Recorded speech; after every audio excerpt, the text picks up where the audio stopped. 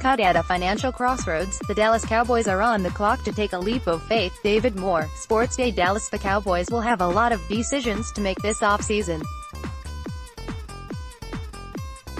Whatever route the team decides to take, it'll cost some money. Either way, that will require Dallas to make a few risks, and hope it pays off. David Moore explains the leap of faith that Jerry and Stephen Jones will have to make. Dak Prescott, DeMarcus Lawrence and others will be paid, in part, on where they could lead the Cowboys. It's a high-stakes projection that requires a leap of faith. A correct assessment will reap dividends, regardless of how much the club distributes in the coming weeks and months. If club officials are wrong, well, the 24-year Super Bowl drought will continue with no end in sight and less financial freedom to adjust. The beauty of one of the NFL's youngest rosters, one that has won 2 division titles in 3 years, is that it generates hope for the future. The harsh reality is the price of that future extends beyond the accomplishments of the present. Salary cap breakdown, a look at the financial decisions facing the Dallas Cowboys. Damon Marks, SportsDay Dallas. As free agency approaches, the Cowboys are in an interesting financial situation. They have some cap space to work with and not a ton of holes to fill, but there are also a lot of young players they're going to need to re-sign in the next 2 years. It can be difficult to keep straight, but here's a handy breakdown. The Cowboys placed the franchise tag on Lawrence for the 2nd consecutive season. The sides have until July 15 to work out a long-term deal. Dallas would like a deal that lowers the yearly cap hit below the $20.5 million franchise figure. The Cowboys hold the 5th-year option on Elliott's rookie deal and can push his free agency to 2021. A long-term deal with Elliott would almost assuredly surpass the 4-year, $60 million deal signed by the Rams' Todd Gurley last July. Cowboys and Lee have agreed to a deal to bring the veteran linebacker back on a reduced salary.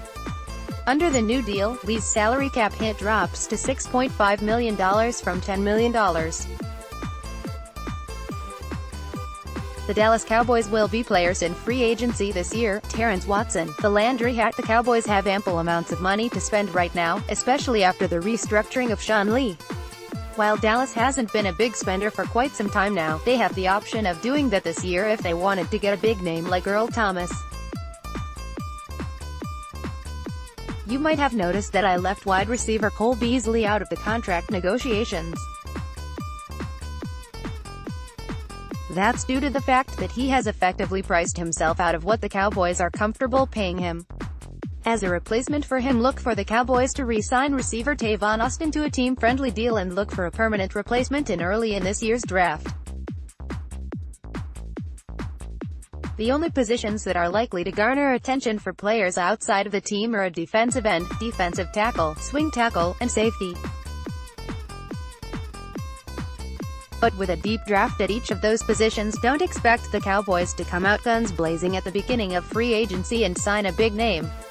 Expect more of the same from the Cowboys' bargain bin shopping for players to fill holes after the draft.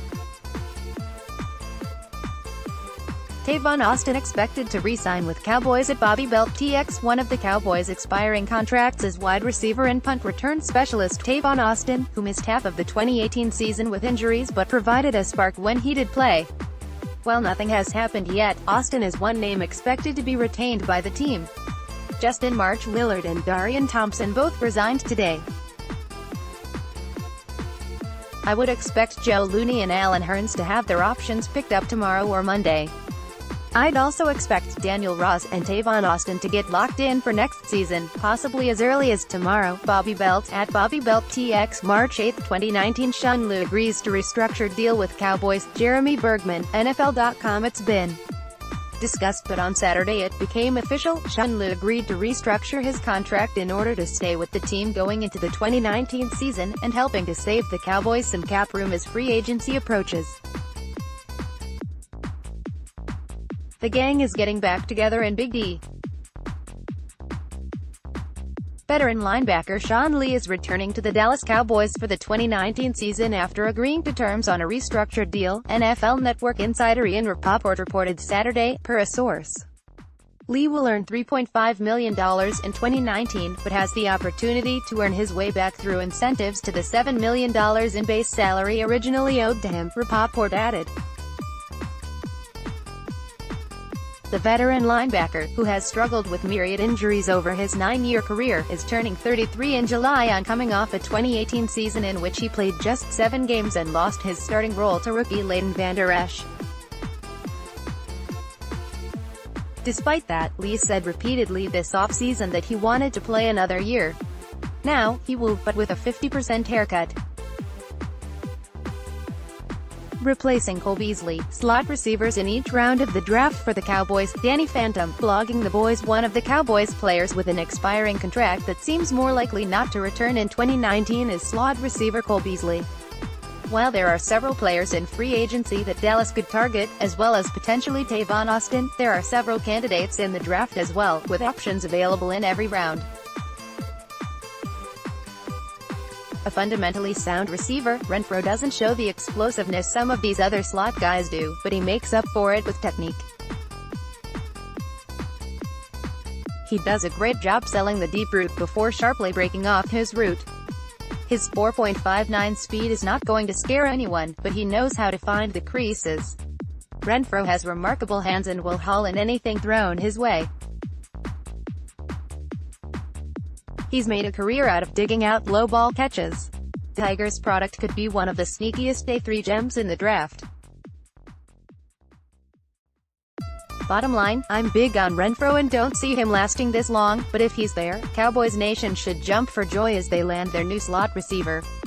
Agents take what DeMarcus Lawrence, Earl Thomas and other key defensive players should target on new deals. Joel Corey, CBS Sports. The Cowboys franchise tagged DeMarcus Lawrence but are expected to continue negotiations towards a long-term deal, and depending on the market, Dallas could also soon be negotiating with Earl Thomas.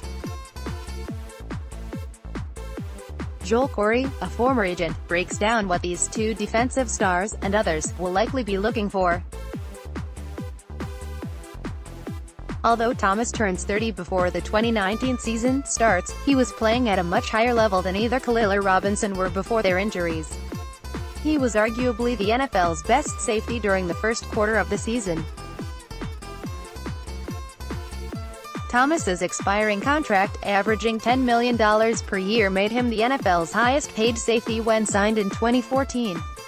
Thomas reportedly trying to reclaim his place at the top of the safety pay scale isn't surprising. Eric Berry is the current standard with the 6-year, $78 million contract containing $40 million in guarantees he received from the Chiefs in 2017. He was 28 when he signed the deal. Thomas's deal may be affected more structurally than financially given his age, with teams beginning to take a more enlightened approach toward injured free agents. Topping Berry's $40 million in overall guarantees seems less likely than his $13 million average yearly salary. Dak Prescott watches the Serena Vika tennis match at Greg Rosenthal. For the Cowboys front office and players looking to ink new deals soon, it's business time, but for guys like Dak Prescott, it's the off-season. Prescott spent his Friday night watching Serena Williams take on Vika Azarenka in the Indian Wells Masters.